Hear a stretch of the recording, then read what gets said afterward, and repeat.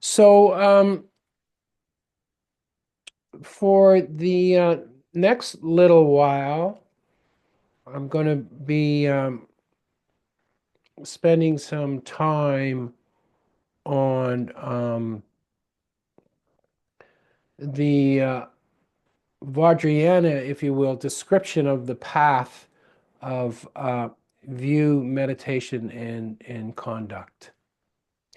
And I'm not one really to, you know, uh, separate the different vehicles. I think they all meld into each other, if you follow me. And I think those separations are false separations in many ways. So we've been we've been spending a lot of time in the last several months working, looking, investigating awareness, right? The nature of awareness. And the teachings, when you break them up in view, meditation, and conduct, it really brings this practice together in that it really gives us a way, a skillful way to work with a practice in our lives, which is really what it's about, isn't it? Um, we go on a retreat or we sit on our cushion in the morning and then we move into our day, we move into the world. And so, what are we bringing from our formal practice? What are we bringing into our life? What are we bringing into our daily life? And it's really helpful to have a framework in which to work with and a framework in which to move through your day with. So, we are essentially, with this practice, we are investigating the nature of awareness. We're investigating the nature of our experience. We are, we have developed our meditation practice. We've worked on the development of calm. We've worked on mindfulness, being aware of um, mental states, qualities of mind as we move through the day. We've been working on identifying those states and not grabbing on so much to the content of mind. Right? That's what we've been working with. At times, we do more of the concentration practice, the breath work, but then, as Namjo Rinpoche used to say, you calm the mind down and then you wake it up. So this isn't a practice just to calm or to fall asleep, but this is a practice to bring a heightened sense of awareness, and I'll say a heightened sense of wisdom and understanding into our daily life.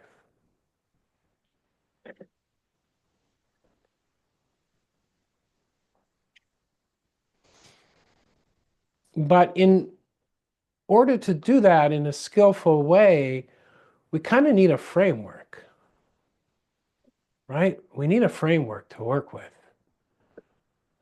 So in the meditative practice, we've worked with an object, we've worked with a breath. And then once we've achieved a certain level of calm, we've opened up our experience to awareness itself, to looking at that knowing aspect of mind, right? That's what we've been doing with the meditation.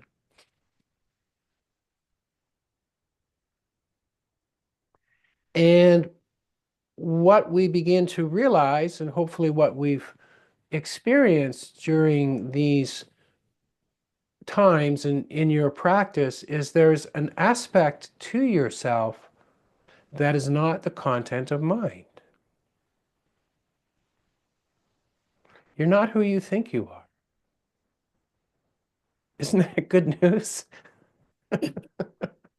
Isn't that the best news you've heard all day? We're not who we think we are.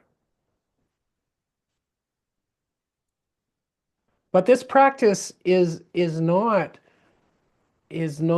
about when we talk about view, we're not talking necessarily about adhering to a specific philosophy, but we're talking about a way of being with our experience, a way of looking at our experience. So the view that we have most of the time is we're caught in our our own constructions. We're caught in our own ideas about everything. But mostly we're caught in our own ideas about who we think we are.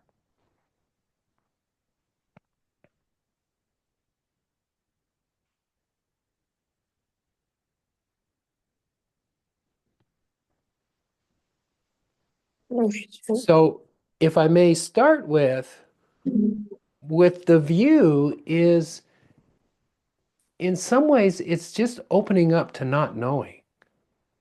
It's simply opening up to just looking and really developing that ability to be in that space.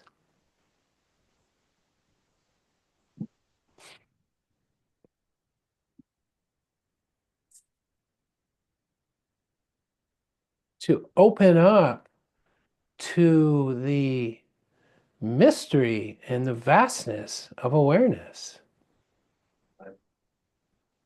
To open up to that.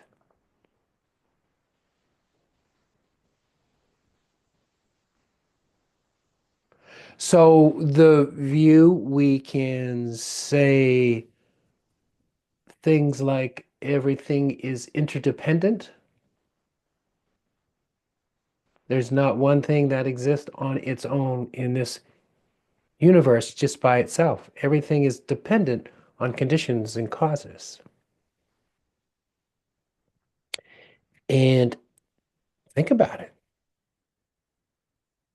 Think about one event. Watch for it throughout the whole of your day. Everything is dependent on countless causes.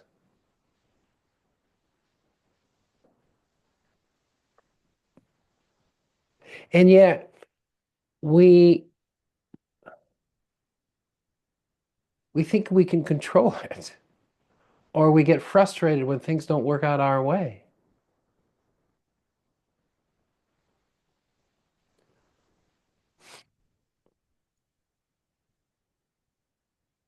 But before that bird pooped on your head this morning, there's a lot of things that went into that. That little birdie had to be born. And that little birdie had to grow and eat. And that little birdie had to be flying on a specific pattern of wind to come over your head. And because you left the house in a hurry because somebody phoned you, you weren't wearing your hat.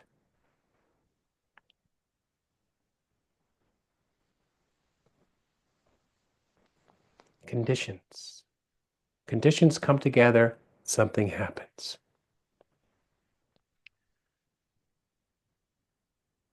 So we can curse at the bird, we can curse at ourselves for forgetting to put our hat on,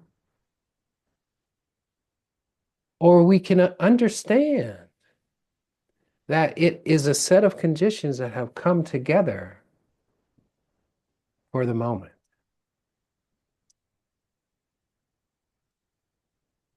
And within that actuality, there's a great spaciousness that's there.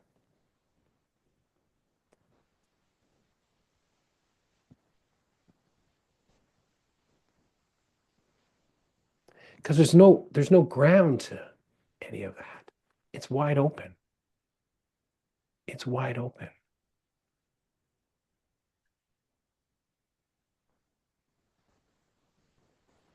There's no root. It's these conditions that have come together. So when we look at ourselves in the meditation practice, when we look at our thoughts, being caught up in our thoughts, being caught up in the content of our mind, being caught up in our conditioning, being caught up in mental states, they're not unlike that bird.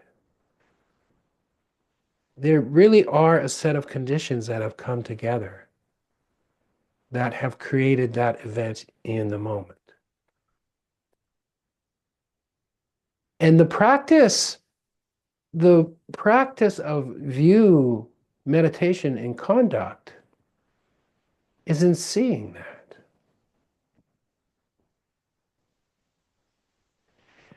In seeing that, we aren't identifying with what takes place. We're simply seeing it.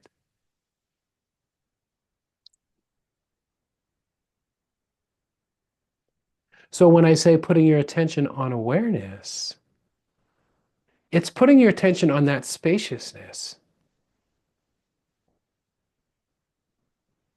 that space in which the bird appears and disappears.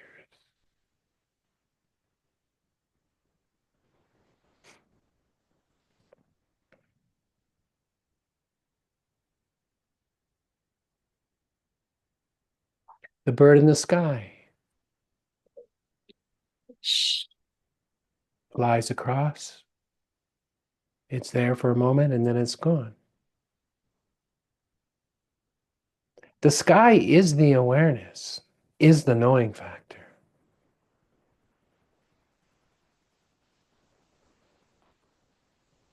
So we look at that and we see it when we're on the cushion, but we also see it when we're off the cushion.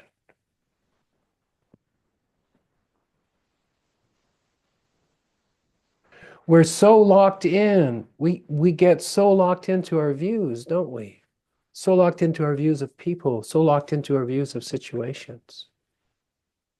And there is a relative truth and there's an absolute truth. So there are these events that happen. On some level, they're real, but on another level, they're really truly, and they're not two separate, they're not two separate things. They're just a different way of looking at it. There's just a different way of looking at it. You have a neighbor who's not acting in good faith, and you have to have a dialogue with him about one thing or the other. That's real. You got to deal with it.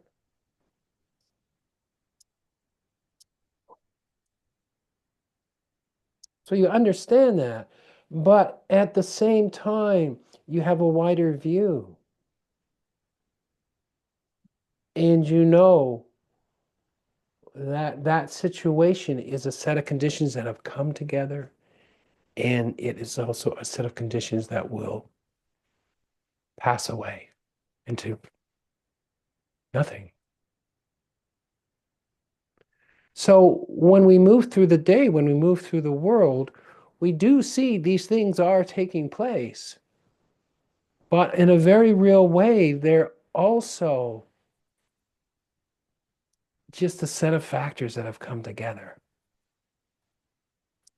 And when we start to see that, and the practice of seeing that is the practice of meditation. That's what we're doing on the cushion. That's what we're doing on the cushion. Is we are calming the mind down and then we're waking it up. We're looking at the content of mind and we're seeing it for what it is, a set of momentary conditions that come and go.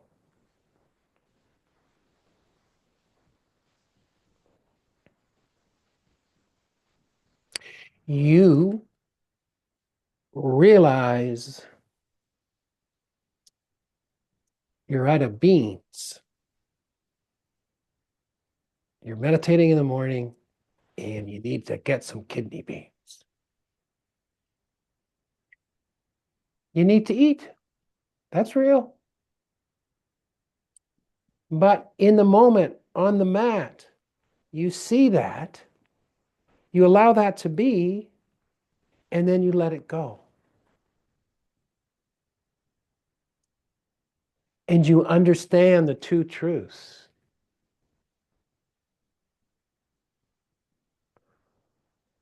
You understand that that is just a thought that has no inherent reality, but you also understand that you have to eat.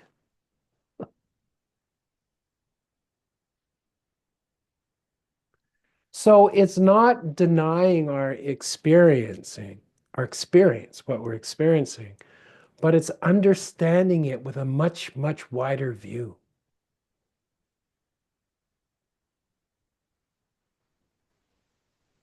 The view. It's understanding that wide open spaciousness, what the Tibetans or the Vajrayana would call rigpa, the nature of mind. That pure aspect of knowing.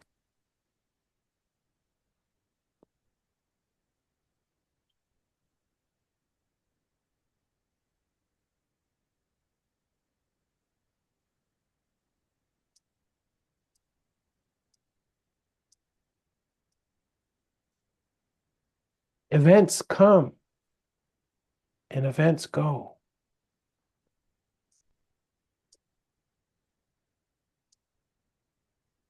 And we recognize that. We respond to the events as we need to, but we also understand the underlying wide open spaciousness that's there. And that underlying wide open spaciousness is not separate from love, is not separate from love. So when we start to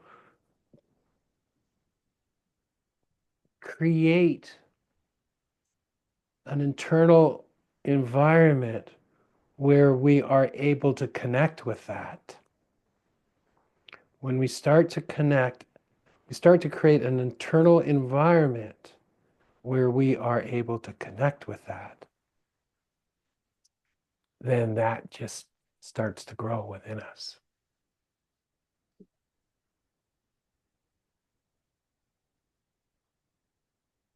And conduct is creating that internal environment, is doing the things that support this open, loving, non-clinging awareness.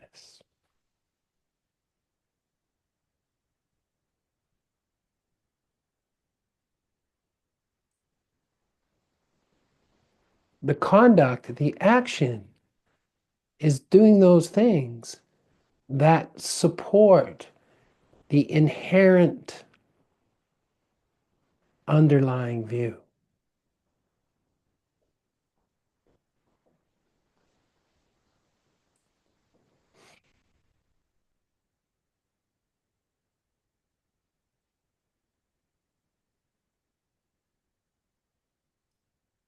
View, meditation, conduct.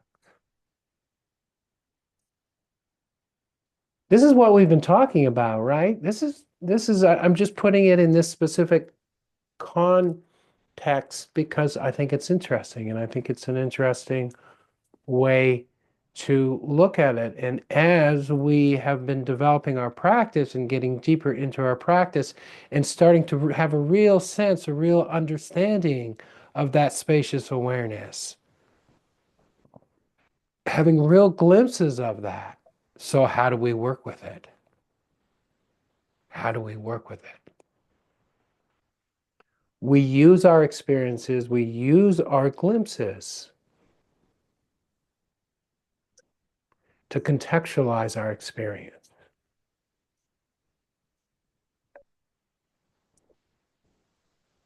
It's like, oh. And I know there's times where we're just caught We're just stuck. We're just stuck.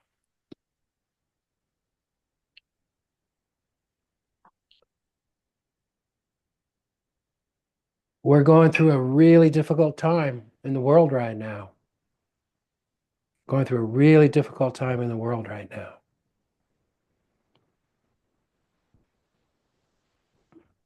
How do you work with that?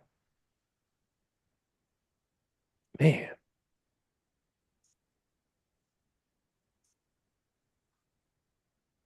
it's hard. It's not easy. It's not easy. But if we develop this, we have skillful means. We can work with it. But it's not easy. It's not easy. So we practice. We practice with ourselves and we practice with each other. We might not change the world today, but when we develop a deeper wisdom, a deeper understanding of this open awareness, which is basically presence and love, and these aren't words. This is the experience that's waiting to, that you have uncovered or you've had glimpses of. This is what we need to develop. This is what we need to develop.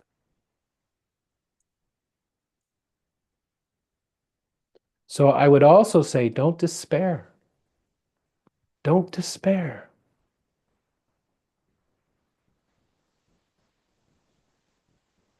With the words that I've said, investigate it. Investigate them. What I talked about tonight. We have been, really, all along.